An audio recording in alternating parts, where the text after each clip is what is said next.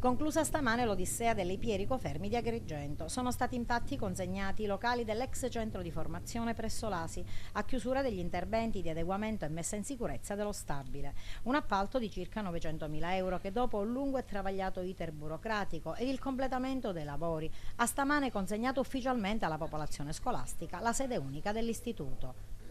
Oggi abbiamo un edificio completo, adattato e adeguato a regola d'arte. Può ospitare addirittura 1063 alunni, quindi la capienza c'è. Ben costruito, realizzato con tutte le rifiniture, con i servizi igienici, aule solari grandi. L'unico inconveniente è perché è ubicato in periferia. Però al riguardo ci siamo mossi per garantire la transitabilità e quindi garantire le vie di accesso in condizioni di sicurezza. E cosa che si sta facendo.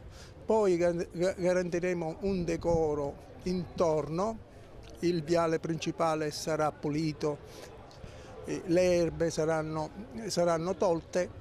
Credo che la scuola può funzionare.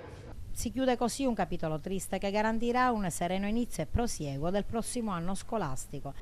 Finalmente, 2 anni sono stati un secolo per quanto concerne le disgraziate avventure che abbiamo dovuto sopportare, prima con doppi turni e poi con plessi staccati. Finalmente abbiamo una sede, è una sede funzionale, grande, certo poco decentrata, nessuno lo può negare.